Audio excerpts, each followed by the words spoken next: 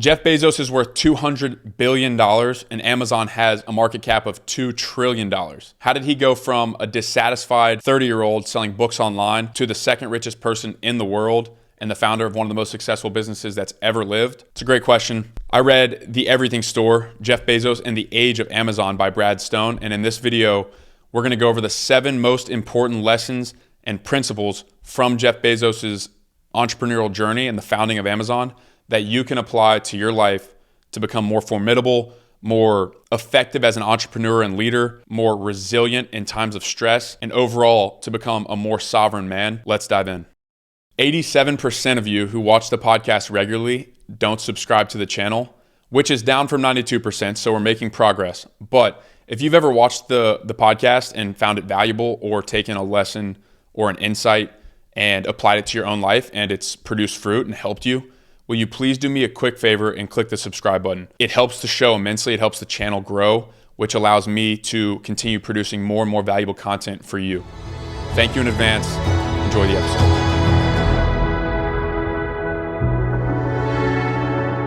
I found Ted Jorgensen, Jeff Bezos' biological father, behind the counter of his store in late 2012. I had considered a number of ways he might react to my unannounced appearance, but I gave very low probability to the likelihood of what actually happened. Jorgensen didn't know who Jeff Bezos was, or anything at all about a company named Amazon.com.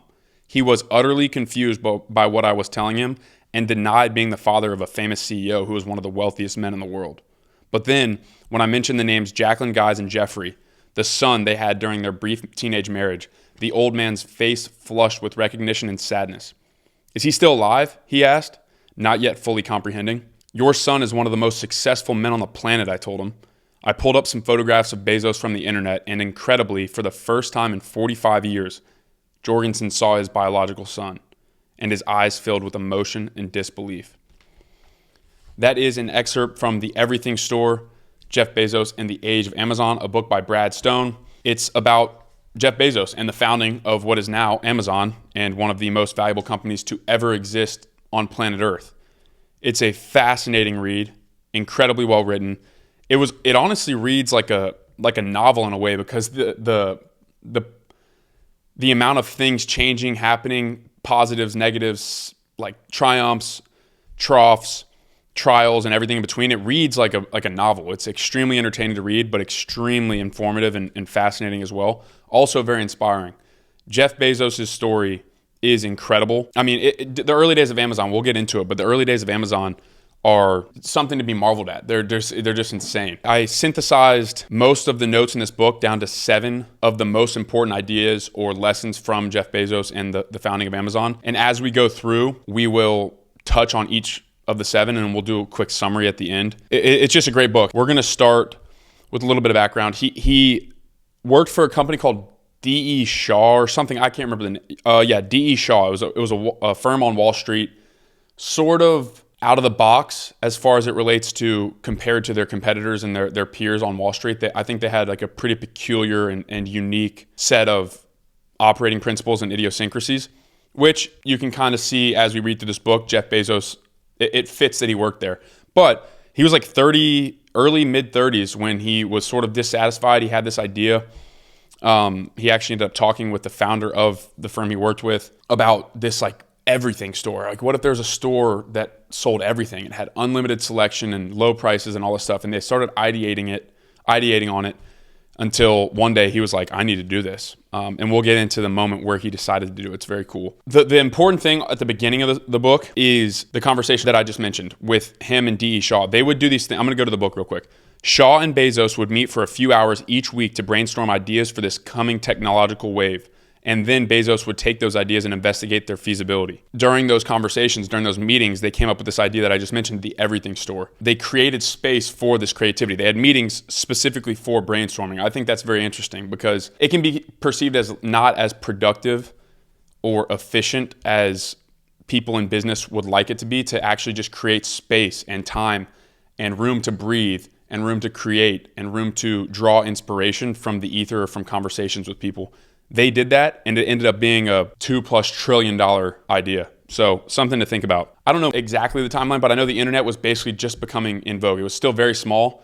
They caught the trend very, very early, and that's hugely important to Amazon's success because Bezos basically like willed the everything store into existence. It was not a thing. The internet was not used by everybody by any stretch of the imagination, and he caught that early trend. One lesson, we studied Napoleon last week, and there's going to be a ton of references to Napoleon in this podcast just because there's a lot of similarities in the way that they operate. But Jeff Bezos, he has this idea of the everything store. I want to have every single possible product you could buy as a consumer, and I want it to be on the same website. What did he do first? He concentrated his forces, just like Napoleon did. Napoleon would concentrate the power of his forces, especially in most of his battles when he had less manpower than his opponent. He would concentrate his forces on a particular part of the opposing army, conquer that part, and then turn and use the full force of his remaining forces on the smaller, dejected, and less powerful rest of the opponent's army. Jeff Bezos did that with books. Because obviously, if you want to create a store that sells everything, you have to start somewhere. He decided with books to the book. If he couldn't build a true everything store right away, he could capture its essence, unlimited selection, and at least one important category, which is books. So I don't know what necessarily compelled him to do books right away. I guess that there's a ton of variety. There's a ton of options. They're easy to ship, but that's what he started. What's interesting, though, is he had this grander vision, but he parsed it out into this short-term vision. He knew that he could build infrastructure and customer awareness and loyalty by selling books and doing that the right way, and then he would slowly but surely expand into other departments. But concentrate forces on the problem at hand. Naval Ravikant talks about that as well, who we'll get into next week. He had this decision where he was working at D. Shaw, making good money. And this is what he calls the regret minimization framework for decision making. It's very important and very powerful. To the book.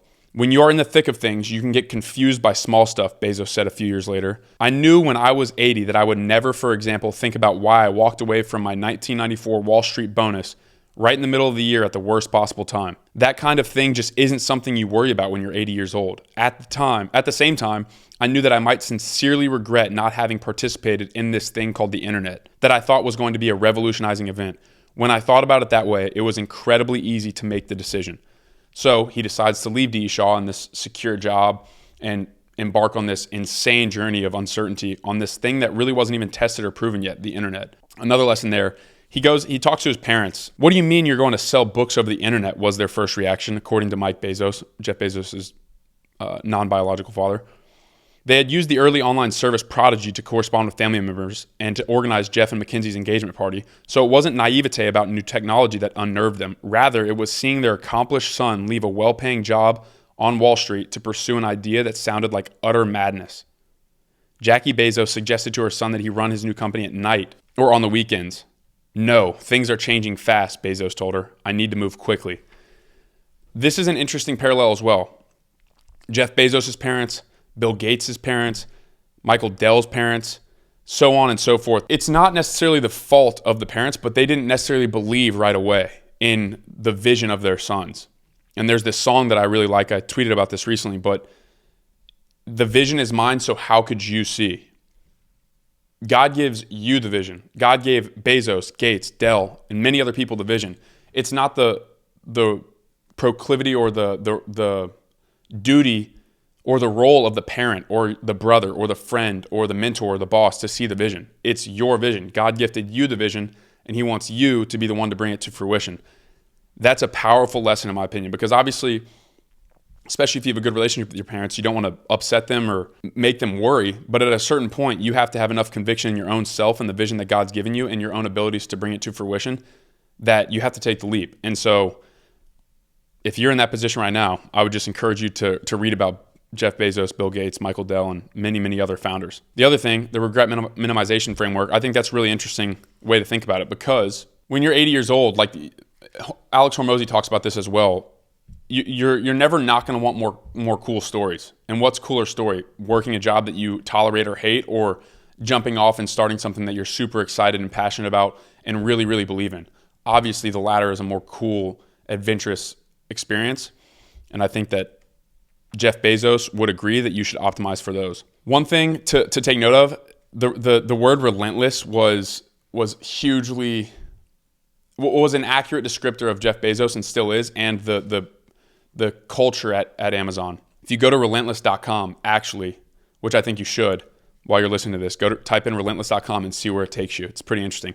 One thing to note, I said this in the Winston Churchill podcast, but there's Winston Churchill's, one of his great superpowers was his ability of relaxation, his ability to relax, his use of leisure to rest, to recover, to rejuvenate himself so that he could then move forward with prolific and superhuman bouts of energy expenditure. Jeff Bezos, worth $200 billion now, extremely intense guy for the most part. I just found this really interesting. At the beginning, to the book, Brad Stone says, there was little urgency to their efforts at first. And an example he gives is one day they show up on like a Tuesday and to the office, it's like 3 people when they're first starting. You would think, oh my gosh, they're probably grinding so hard. They're probably never looking up from their work. They would just take days off and go hike. Like this example is they went and just hiked in the middle of the workday, or like for the whole workday in the middle of a week. And I think the lesson there is leisure is so pivotal. The ability to shut your mind off, create space, detach from the situation that you're in, the thing that you're building, and focus on being a human being and living the human experience, I think is pivotal, especially as it relates to being able to sustain energy expenditure over a long period of time. Otherwise, you will burn out. You're not a superhuman. You're not superhero. You need time to rest. You need time to rejuvenate yourself and get back into your work. And Jeff Bezos knew that. And I just found it very interesting and a little bit eye-opening that they did that early on in Amazon. The next note is gritty to the book. The packing work was arduous and often lasted well into the night. Employees assembled orders on the floor, wrapping books in a cohesive cardboard that stuck to itself, but nothing else. The note I wrote is, who would have thought in 5 years they'd be doing more than $1 billion in sales? Life can change quickly. So they went from people doing their day job and then they'd get orders and they'd pack the orders at night in their like basement fulfillment center where they didn't even have tables at this point. That's a famous story. They're like, hey, maybe we should get some tables in here. Life can change pretty dang quick. 5 years later, they're doing $1 billion in sales. Insane. I have friends in my life that I know who went from being in debt, working multiple jobs, within a year, they're millionaires through hard work and planting seeds and then reaping what they sowed. So that's just a powerful notion to me that life can change that quickly. You just have to be willing to put the work in and plant those seeds. They start raising money and things like that. And when you're raising money, you pitch things to investors, you provide projections and things of that sort to the book. Against that meager start, Bezos would tell investors he projected $74 million in sales by 2000 if things went moderately well, and $114 million in sales if they went much better than expected. The actual net sales in 2000 were $1.64 billion. $1.64 billion. He was projecting 74 million. I don't even know what multiple that is, but that's insane, dude. That's like absolutely insane. That's cool. Like, talk about a whirlwind. That's just insane growth and insanely motivating. So one of the lessons, the main 7 lessons of the book is belief. And this is a pervading sentiment as well for these people that we've studied. They believed that they were able to accomplish great things. That's what came before their evidence or their ability to actually produce these things. I firmly believe that belief comes before ability. I understand the sentiment or the nuance around the idea that you have to build evidence, but in the studies that I've had, it almost always is like a slightly delusional belief in themselves that allows them to take the action necessary to become competent enough to achieve their goals. But it starts with belief, and Jeff Bezos believed. To the book, he was so convinced that what he was doing was basically the work of God and that somehow the money would materialize. So there's a couple notes there. Number one, Steve Jobs also spoke about this, the idea of messianic purpose, like convincing yourself, but also maybe even just exploring enough to find the thing that you feel called by God to bring to the world. A messianic purpose, like this is my purpose in life. If you can do that, I believe it becomes, I won't say easier or easy, but it becomes much easier to sell that vision. Because if somebody like Steve Jobs is walking around thinking, what I'm building right now, the energy, the resources that me and my company are putting in to this thing will change the world for the better, and they 100% believe that in their heart, imagine the energy and the focus and the concentration you'll be able to put into that thing. Jeff Bezos believed that. As the book said, he basically believed he was doing the work of God. Incredible. The second note there, that somehow the money would materialize. There's this idea that a mentor of mine shared with me that income is directly proportional to the value that you provide. Nobody makes money, people earn money. You earn money by providing service, and the more valuable your service or product, the more money that you earn. Money is an earned result from the value that you provide through selling a product or a service. I think that's very important. Jeff Bezos understood that the money would materialize if he provided an insane amount of value. And here we are 30 years later or so since the founding of Amazon. And I can almost guarantee that you've used Amazon in the last month. So it's working, and he's extremely wealthy. Another one of the 7 important lessons from this book is the dynamic range of people, or the importance of working with and hiring the best people. The dynamic range of people, I got this from founders who got this from founders, David Sinner on Founders Podcast, who got this from many other founders. But the idea that the dynamic range of people is much greater than even most technologies or machines or whatever. The most talented person can do 100 times more than the third or fourth or fifth most talented person. So the importance of working for the best, or working with the best people. One of the ways he did that is they asked some extremely peculiar interview questions. For example, to the book, they would ask people questions like this: how many gas stations are in the United States? Which is just a crazy, like you're working for an internet company to sell books online, and they ask you how many gas stations are in the United States. To the book, it was a test to measure the quality of a candidate's thinking. Bezos wasn't looking for the correct answer, only for the individual to demonstrate creativity by coming up with a sound way to derive a possible solution. Another question that he asks later in the book to an interviewee is, why do you think potholes are circular? It's just funny stuff like that, but I think it's a really creative way to parse out or determine somebody's quality of thinking. What are the critical thinking skills of the person I'm interviewing? Also kind of keeps them on their toes. It shows you how able they are to operate on their toes and adapt quickly, because that could probably throw somebody for a loop, especially if you're not expecting that question. Interesting thing. Maybe you could apply that to your hiring process. Next note is energy is contagious and undefeated. To the book, this is, I believe, an investor. Yeah, I think it's a venture capital investor who's looking to potentially put money into Amazon.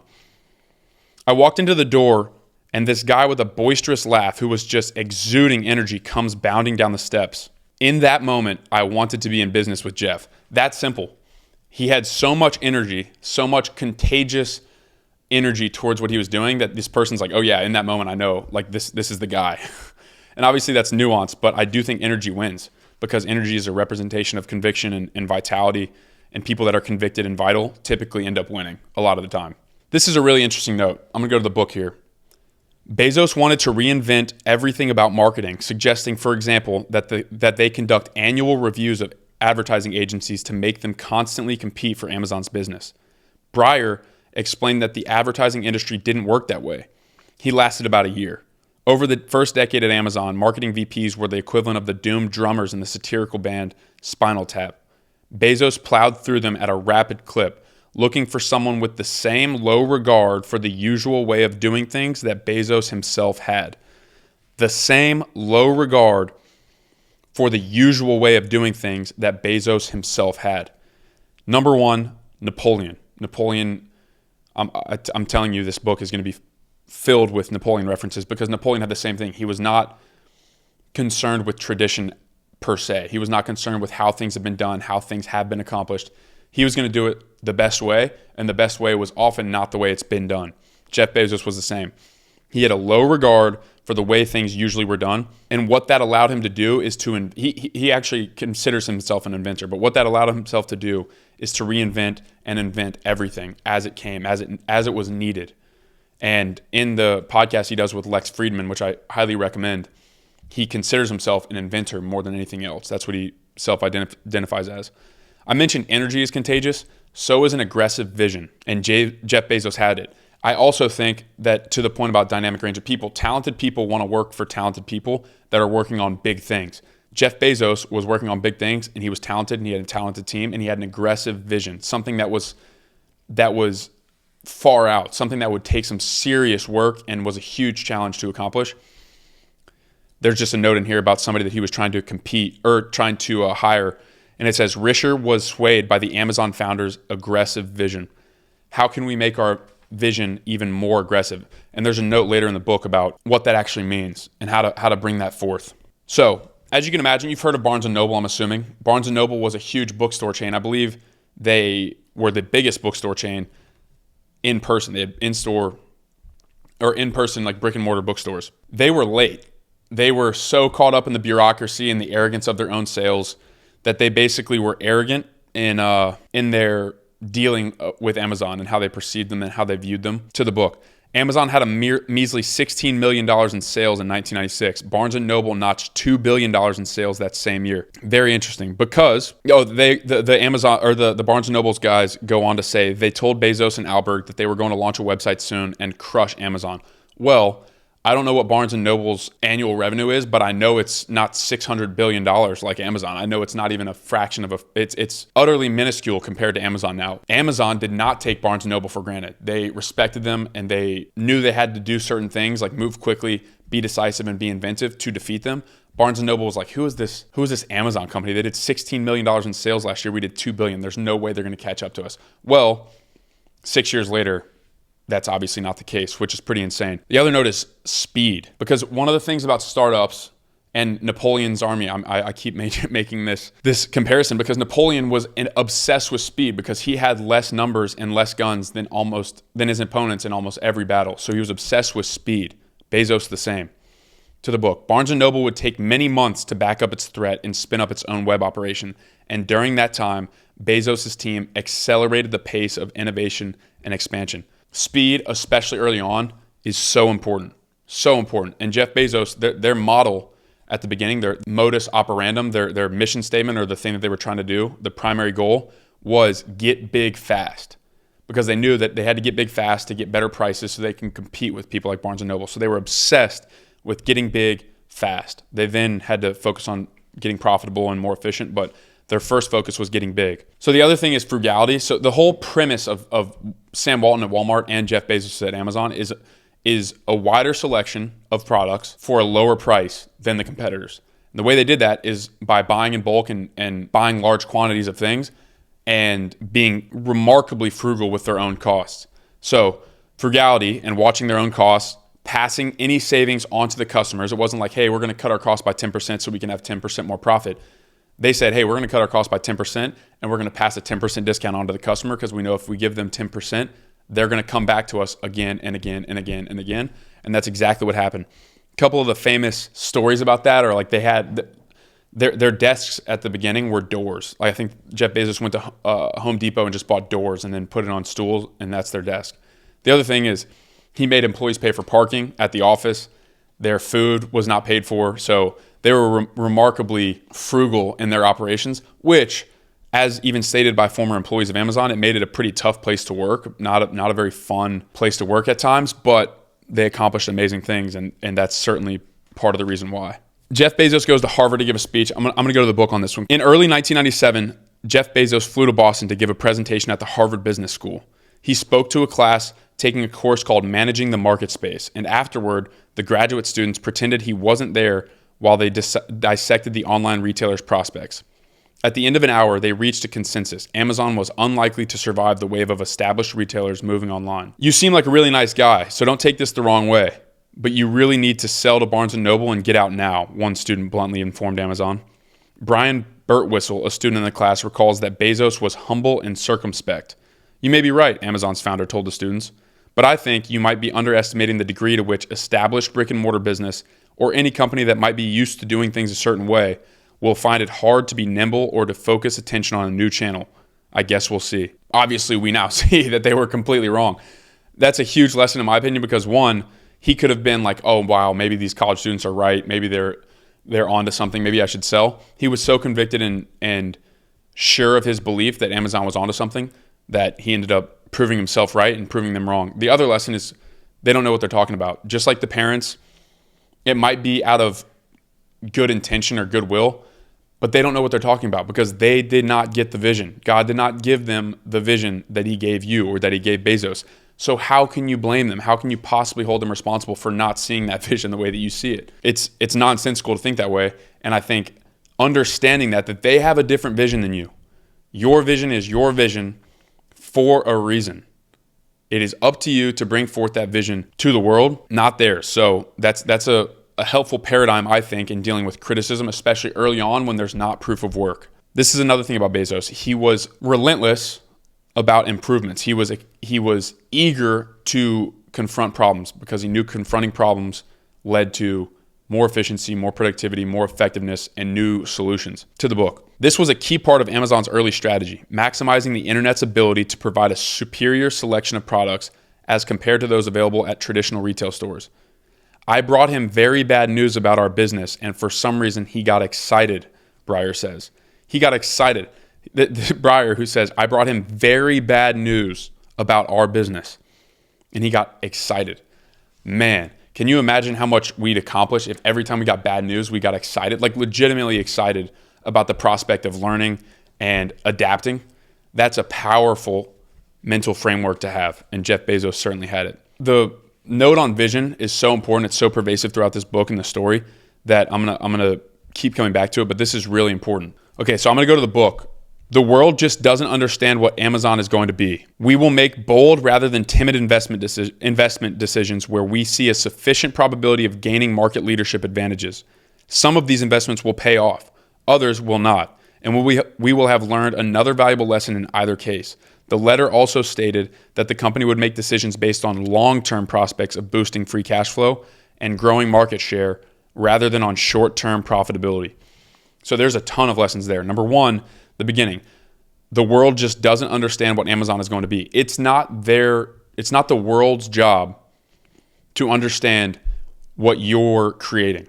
It is your job to create something of such value and convince them that it is of that value that they begin to use it and become a customer. It is your job to bring forth the vision. It is not their job. It is not the world's job to understand your vision clearly and be early adopters right away. That is your job, to create the product or the service that is valuable enough and be bold enough to sell it, to present it to people. That is your job, you and I's job. The second thing, we will make bold rather than timid investment decisions where we see a sufficient probability of gaining market leadership advantage. This reminds me of a quote. Winston Churchill would always say, always more audacity, always more audacity. Audacity means the willingness to take bold risks, the willingness to take bold risks. You have to be willing to take bold risks. Some will pay off, some will not, which leads to another example or another of the 7 primary lessons of this book, which is big winners. Jeff Bezos would say this a lot. Big winners pay for many failed experiments. He says it right there. Some of these investments will pay off, others will not, and we will have learned another valuable lesson in either case. And we'll get into this, but this is so true for Amazon. He invested in company. They acquired like many companies. They built new technologies.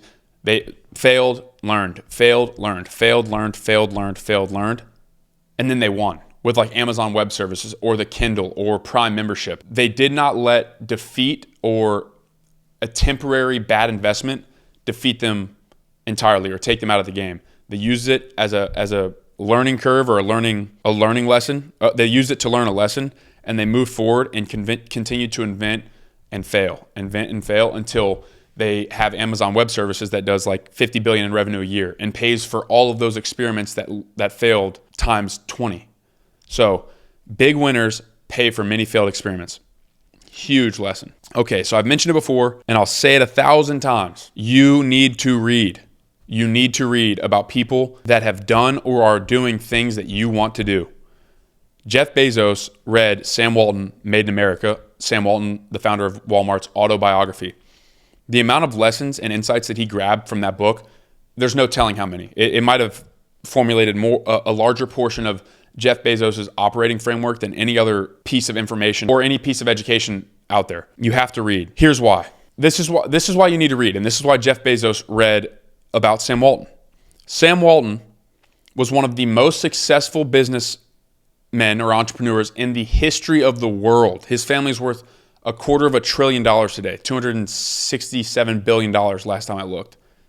He wrote a 300-page book by himself, like his own thoughts. He wrote it about his life, about his story, about starting Walmart, about the challenges they faced, about lessons he learned. He wrote it so that you could read it and learn the lessons. I don't mean to be crass, but like I genuinely believe that you are a fool if you do not take advantage of that. This dude's worth, he created $267 billion worth of value of net worth for his family. And he wrote a 300-page book about how he did it. And you're not going to read that? That does not make sense to me at all. I highly encourage you to read this book, that book, and read about any other historical figure or great man, great founder, great leader, great whatever that inspires you or that is doing something that you want to do, because that's what they've all done. Sam Walton copied from Sol Price and people that came before him. Jeff Bezos copied from Sam Walton. The list goes on and on and on. I've talked about it before. I'll keep talking about it. You need to read. Like, you have to read. It's just that simple. I said it before, but talented people want to work with talented people on big things, and big winners pay for many experiments. Here's a little quote from the book. We had an insanely talented group of people trying to figure out how to launch a superior auction site. In the end, the network effect mattered. You could say we were naive, but we built a great product. Talking about competing with eBay, who at the time was one of their biggest competitors online. That's Blackburn, somebody who worked for Amazon. He said, we had an insanely talented group of people trying to figure out how to launch a superior auction site. And then he goes on to say they failed. They invested a ton of money, a ton of time, a ton of focus, a ton of internal resources to this site, and they failed. That did not deter them from continuing to try and experiment, because however much money they spent, let's say they spent $5 billion on that project and it failed. Well, if they didn't do that, would they have started Amazon Web Services? I don't know. Hard to tell. But Amazon Web Services, as I mentioned, does $50+ billion in revenue a year. So it pays for that experiment and 15, 30, 40, 50 other experiments that failed. Every year it does that. You have to experiment to gather data so that you can then implement that data to make better decisions and build better products and ultimately enhance your results.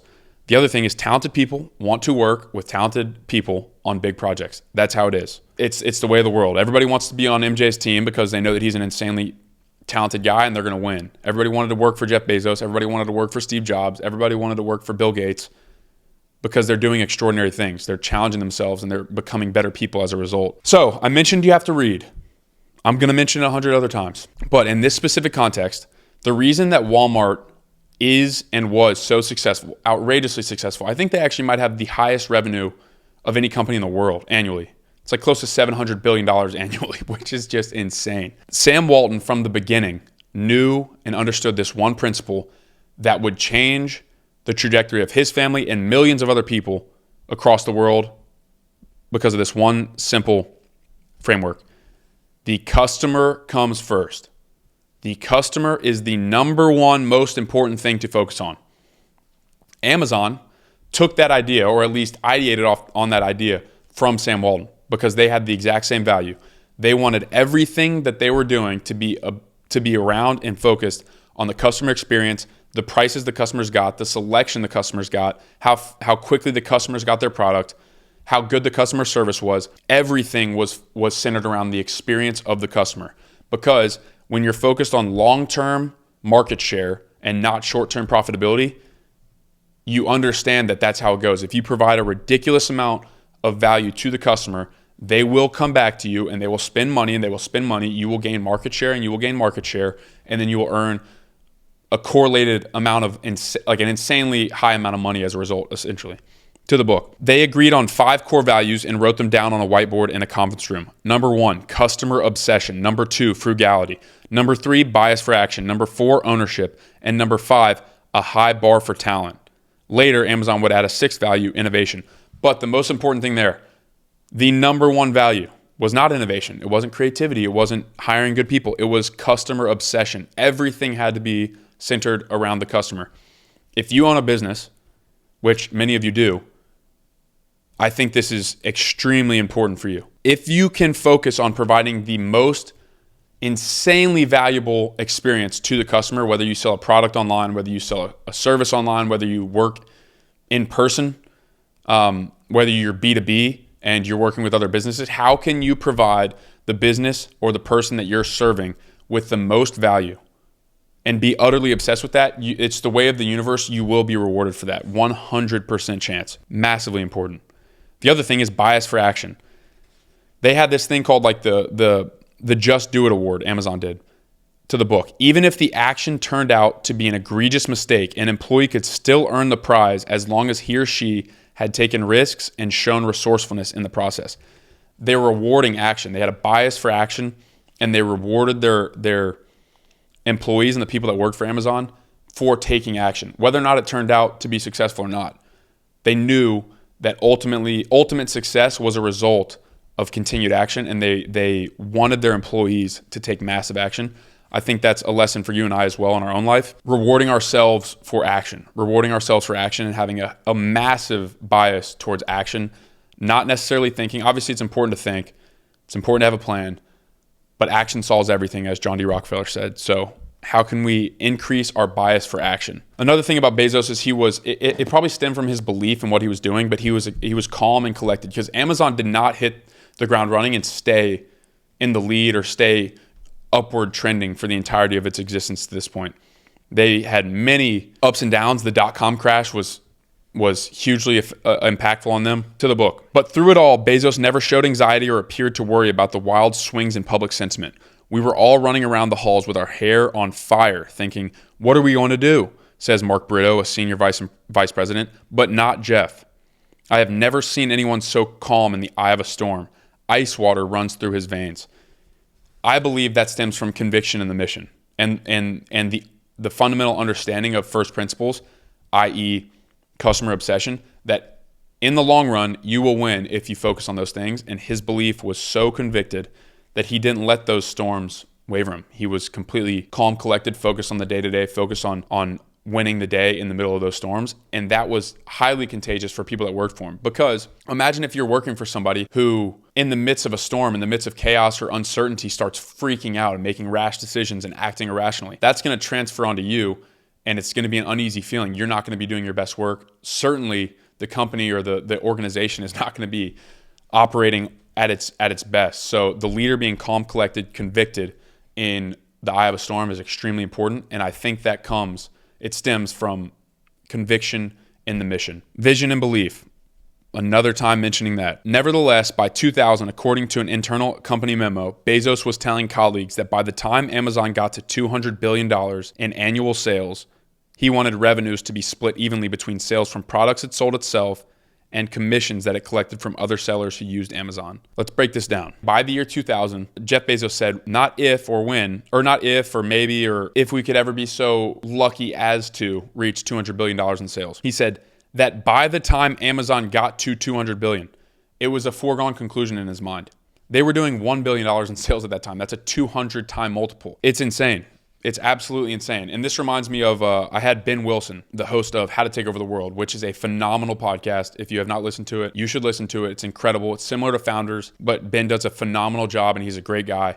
I flew up to Utah, had him on the podcast. Wonderful conversation. That's episode 96 or 7. If you want to check it out, great conversation. I asked him the question, like, what are the common traits of leaders that he studied? Because he studied many of the greatest leaders that have ever lived. And he said this: the greatest leaders he ever studied had a clear vision that they could articulate to their subordinates, and they were insistent on high quality. A clear vision, they knew exactly what they wanted and where they were going, and they could articulate that to the people working with them, and they insisted on quality. They would not let their standards drop. They insisted that everything be done to the highest possible quality, and that's what Jeff Bezos did. He was honestly like the epitome of that. He had a clear vision that he was able to articulate via his words, via his actions, via his contagious energy and his focus, and he was insistent on high quality and audacity by the people that he worked with. I think you should listen to that Ben Wilson podcast because he also gets into why he thinks that people don't have vision in today's world. Reminds me also of a Bible verse. I don't know who said it. Maybe it was King Solomon, but he said, or maybe, I don't know, somewhere in the Old Testament, I believe, but where there is no vision, the people will perish. You have to have a vision. This is why people are drawn to people that are so convicted in their vision, because most people don't have that. So when you see somebody that's speaking so certainly or with such clarity of focus and concentration, it's appealing to us. We're drawn in. We want to be like, hey, we want some of this guy's stuff. Like, what's he doing? What is he up to? It seems so compelling to us. It's like a magnet. I mentioned he learned from Walton. He also learned from Jim Sinegal, the founder of Costco, which is another one of the most valuable companies in the world. They had a meeting, ironically, in a Barnes & Noble coffee shop, which I find to be pretty funny. It says Bezos listened carefully. He asked him a bunch of questions. Sinegal explained the Costco model to Bezos. It was all about customer loyalty. Costco doesn't advertise at all and earns most of its gross profit from the annual membership fee. The membership fee is a one-time pain, but it's reinforced every time customers walk in and see 47-inch televisions that are $200 less than any place else, Sinegal said. It reinforces the value of the concept. Customers know they will find really cheap stuff at Costco. What does that sound like? Sounds like Amazon Prime, where you get an unlimited selection of things for like $80 a year, and you can get it. If I ordered something right now, I bet you it would come before the end of this damn podcast because of Amazon Prime. So I pay a fee. It's a one-time fee, but then every time I go to the website and see I could get a new camera by the end of the day, that pain has subsided and I don't even focus on it. I believe that he was heavily influenced by Jim Sinegal on that idea. So that the lesson, learn from people. You can go to school on everybody. And even one of Bezos' employees said he did not know a person that Jeff Bezos did not go to school on. He was learning constantly from people who had done something similar to what he wanted. Lesson number 2, later in the book, or actually it's just on the next page. Sinegal says, I've always had the opinion that we have shamelessly stolen any good ideas. That is the same idea that Sam Walton talks about in Made in America all the time. I'm reading that book right now. We'll study that book in a podcast probably next week or the week after. Sam Walton says, I have shamelessly copied. If I found, he would use the word borrow. So he would say, I've just borrowed a bunch of good ideas. So if he went into so many stores, so many discount stores, probably more than anybody that's ever lived. If he saw a store it could be a store in the middle of Appalachian Mountains in West Virginia. If he saw something that they were doing that was working, he would borrow it. And he'd be like, yeah, this is going to be our idea now. We're going to use this same idea. I think that's a freaking very important lesson, because Jeff Bezos did the same thing with Sinegal. And Sinegal surely did the same thing with Walton and other people and Sol Price. Sol Price is a hugely influential retailer. But they all copy. It's just building off of ideas.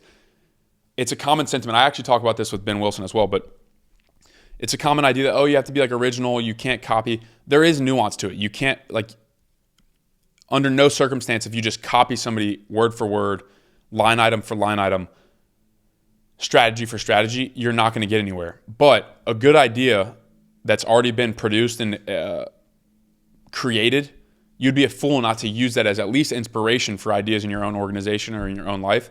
Bezos did it, Walton did it, Sinegal did it, everybody does it. Everybody that accomplished things does it, actually.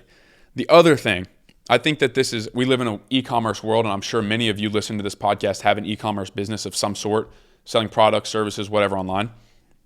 I believe this is specifically a hugely important e-commerce lesson. It's all about customer loyalty, memberships, the lifetime value of your customers. It's very expensive in most cases to acquire new customers, especially in the hyper-competitive landscape of e-commerce, especially with paid ads and on social media and things like that. There's so many options for a consumer to consume from that once you acquire a customer, as Sinegal says, it's all about customer loyalty. Once you acquire that customer, you should be doing everything you possibly can to keep that customer in your ecosystem and turn that customer into a returning customer.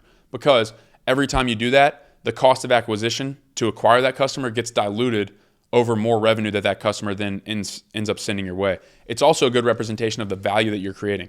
If your customers are returning, then it means you're doing good things. Focus on customer loyalty. Focus on customer loyalty. It's extremely important. Here's a lesson. I mentioned it wasn't very enjoyable to work at Amazon, especially in the height of things, to say the very least. Like people, they couldn't take weekends off when they were first starting. It was extremely high pace, stressful environment. To the book.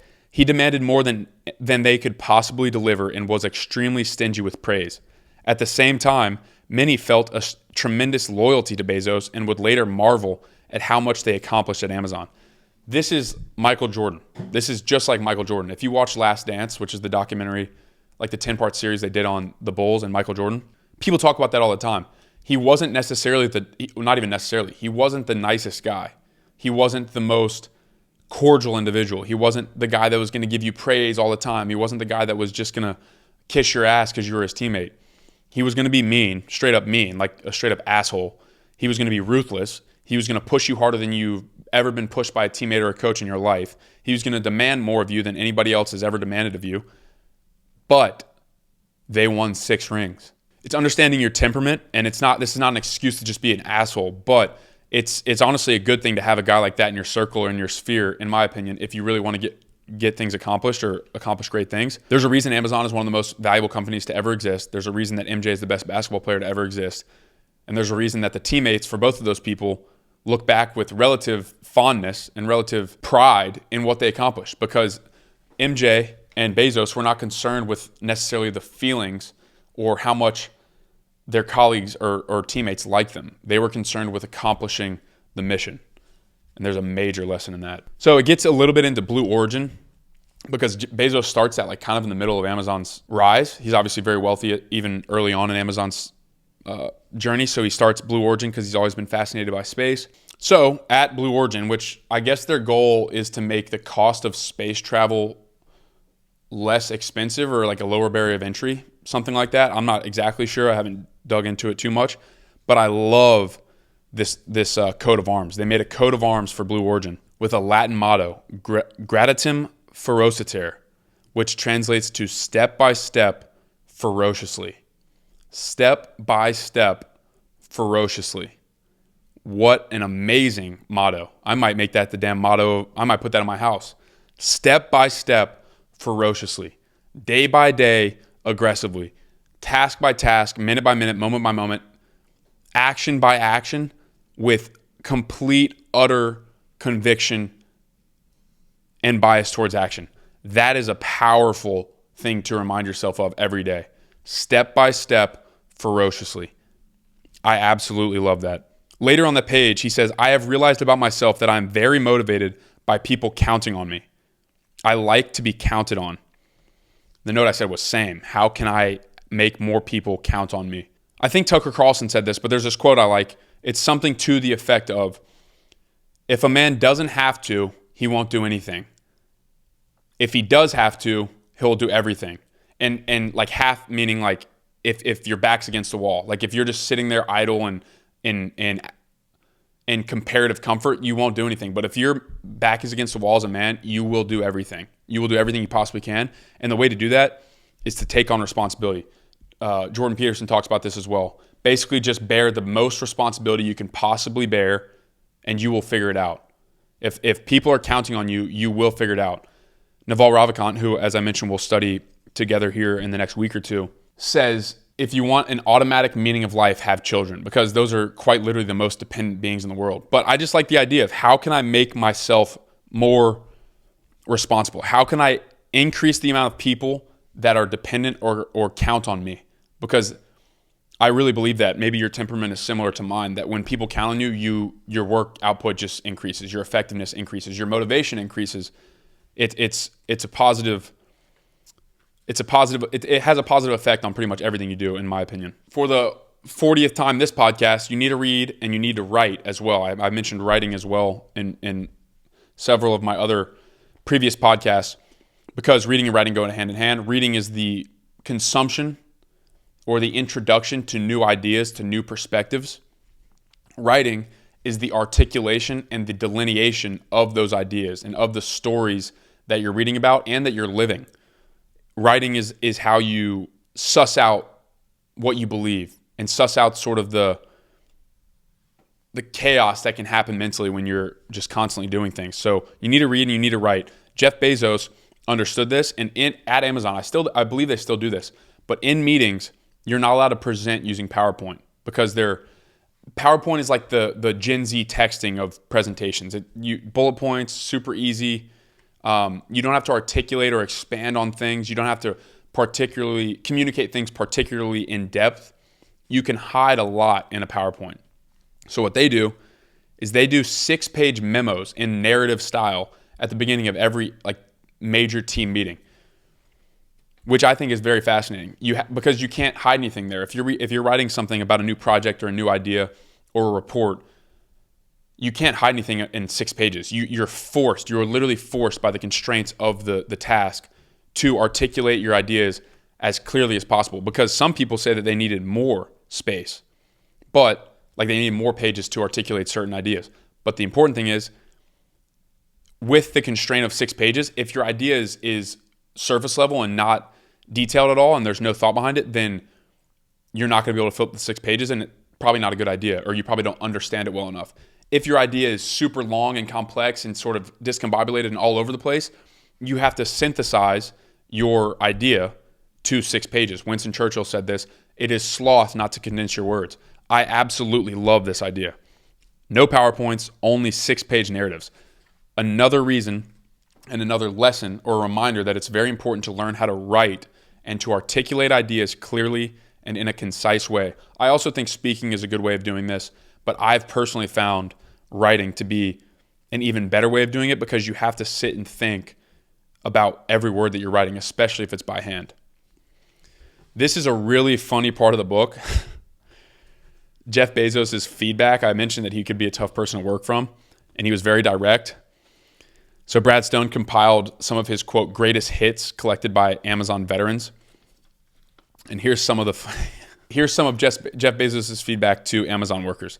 "Do I need to go down there and get the certificates that says I'm the CEO of the company to get you to stop challenging me on this? Are you lazy or just incompetent? I trust you to run world-class operations, and this is another example of how you are letting me down." And my personal favorite: "If I hear that idea again, I'm going to have to kill myself." Imagine working for Jeff Bezos and you put some time and energy into an idea or to a project to present to him, and he says, "If I hear that again, I'm going to have to kill myself." Obviously, this guy was very serious. Another one: "Why are you ruining my life?" Absolutely hilarious. People said to the book, "Some Amazon employees currently advance the theory that Bezos, like Steve Jobs, Bill Gates, and Larry Ellison, and Napoleon," that's not in the book, but and Napoleon, "lacks a certain degree of empathy, and that as a result, he treats workers like expendable resources without taking into account their contributions to the company. That in turn allows him to coldly allocate capital and manpower and make hyper-rational business decisions, while another executive might let emotion and personal relationships intrude."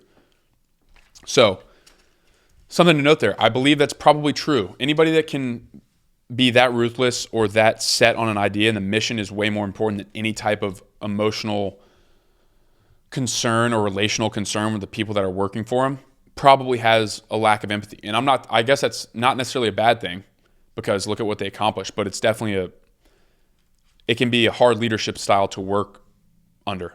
I mentioned Amazon Prime. I mentioned conviction in beliefs and conviction in the vision.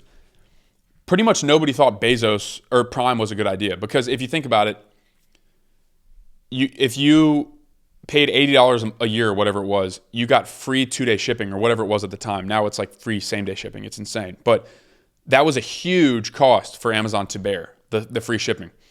To the book. Almost alone, Bezos believed fervently in Prime, closely tracking signups each day and intervening every time the retail group dropped promotions for the shipping club from the homepage. Almost alone, Bezos believed fervently in Prime. Once again, he had a belief. He understood the dynamics and the actual mechanisms of why that belief worked and why he believed it would work. He was convicted in the belief, and he trusted his intuition, because, as you can guess, Amazon Prime is one of the greatest internet successes in the history of the internet. He alone believed fervently in it. If he had listened to the critics, if he had listened to the people even in his own company, that wouldn't be a thing, or at least it'd be wildly different, and they wouldn't have had the success with it that they did. Belief, conviction, and intuition. 3 things that, I don't know the answer, but 3 things I'm learning, and I hope you're learning as we study these guys. 3 things that are important to learn how to cultivate, and I think we're doing that by reading about these guys who had those things. The lesson on this page is, you should not know how to achieve your goal. If you do know how to achieve your goal, it's not a goal, it's a task. To the book. Here's my scenario. I'm going to the airport. I need a book to read. I want to enter it into the device and download it right from my car. But you can't do that, Hobbs replied. I'll decide what I can do, Bezos said. I'll figure this out, and it is not going to be a business model you understand. You are the designers. I want you to design this, and I will think about the business model. Talking about the Amazon Kindle, which was a massive success. Talk about those big winners that we were speaking about earlier. Massive success. It took a long time to develop as well. Took the world by storm as well because Amazon wasn't really known for that type of thing. But the line there, I will decide what I can do.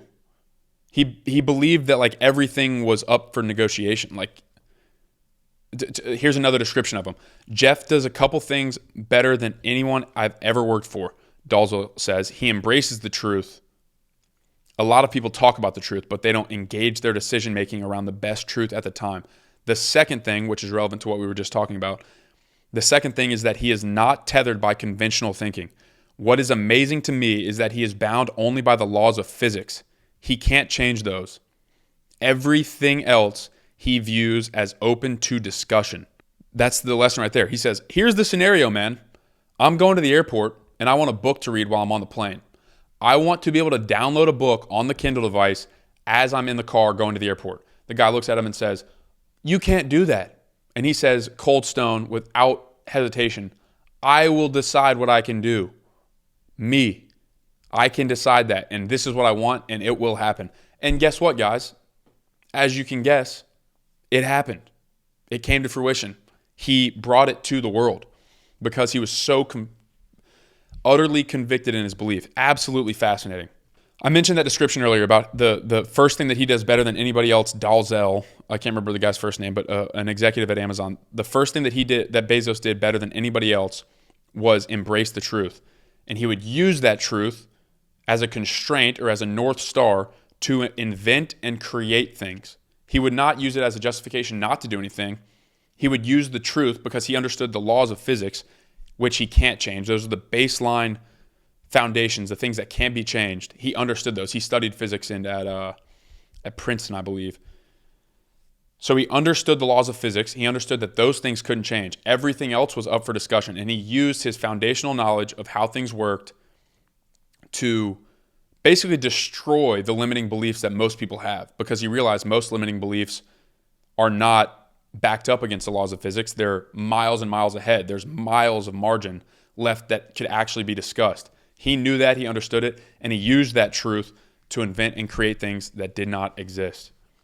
Embrace the truth, speak the truth, tell the truth, and we'll all be better off for it. So here's a good note. This is a list of things that basically Bezos was dissatisfied. I'll read the book. But Bezos was dissatisfied with that simplistic conclusion and applied this usual analytical sensibility to parse out why some companies were loved and others were feared. And he lists things that are cool and not cool. It's a very cool list in my opinion. We're going to go through it. Rudeness is not cool. Defeating tiny guys is not cool. Close following is not cool. Young is cool. Risk-taking is cool. Winning is cool. Polite is cool. Defeating bigger, unsympathetic guys is cool. Inventing is cool. Explorers are cool. Conquerors are not cool. Obsessing over competitors is not cool. Empowering others is cool. Capturing all the value only for the company is not cool. Leadership is cool. Conviction is cool. Straightforwardness is cool. Pandering to the crowd is not cool. Hypocrisy is not cool. Authenticity is cool. Thinking big is cool. The unexpected is cool. Missionaries are cool. Mercenaries are not cool.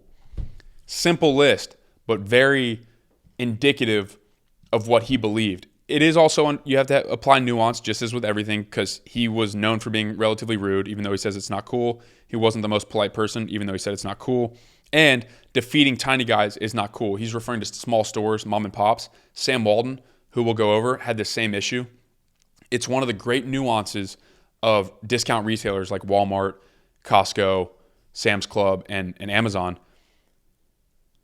Because of the ability they have, the size that they have, they can lower their prices to such a point that it basically puts most other retailers out of business if there's not some sort of niche or differentiating factor in those businesses.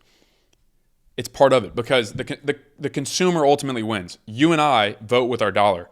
So if we believed that upholding the mom and pop business that charges 30% more for the products that we're buying, if we believed upholding that business was more important than price and acquiring things for a lower price, then we wouldn't shop at Amazon, and Amazon wouldn't be so big, and it wouldn't put so many of those businesses out of business. So it's kind of just the way it is. It's a dog-eat-dog world. It's a competitive world. And Jeff Bezos knew that. He understood it. He is without a doubt one of the most prolific founders, entrepreneurs, inventors, and leaders of our time and probably the world. Amazon is one of the most valuable companies that's ever existed. And this story is 100% worth studying, and Jeff Bezos is 100% worth learning about. Before I end it, I'll go over the 7 most important lessons from Jeff Bezos and the founding of Amazon. Number 1 is belief. Belief in your abilities, belief in the mission. Number 2, being obsessed with the customer, being obsessed with the person who will ultimately use your product or service. Obsessed with their experience, obsessed with the value that they're deriving from the product or service. Number 3, dynamic range of people. All people are not equally talented, and the most talented can accomplish multiples more than the second, third, or fourth most talented. Hire good people, surround yourself with good people. Number 4, frugality. Watch your cost, watch your cost, watch your cost. Do not spend frivolously. It allows you to stay in the game, and it allows you to scale much quicker. Number 5, velocity of action. Make decisions quickly and iterate. Make decisions quickly and iterate. Speed, speed, speed. There's nuance to it, but the velocity of action is extremely important because that builds momentum. That builds a very quick feedback loop, which allows you to iterate quicker, which allows you to beat competition by way of speed and surprise. Number 6, big winners pay for many failed experiments. If you experiment 10 times and the 11th time is a 100x winner, then it pays for those first failed 10 experiments. That's how it goes. Big winners pay for many failed experiments. Experiment, gather data, iterate, gather data, iterate, gather data, iterate. Another way to say it is fail, learn, fail, learn, fail, learn, fail, learn. You look up and you've learned 6 times more than you had, then the 7th time you win. That's how it is. Number 7, long-term view. Optimize for the long term. Act ethically. Do not concern yourself primarily with short-term profitability. That's building a house on sand. Jeff Bezos knew that, and that's why Amazon is one of the most valuable companies in the world, and he's one of the most wealthy people that's ever existed. So that's where we'll leave the book, The Everything Store. You can get the book using the link below. It's an affiliate link, no additional cost to you, but you'll be supporting the podcast if you read it. I read this book like a novel. It was hard to put down. I would wake up and want to read it. I'd want to read it before I went to bed. Fantastic story. Major, major lessons. All that said, a lot to unpack from this book. Until next time, hope you enjoy.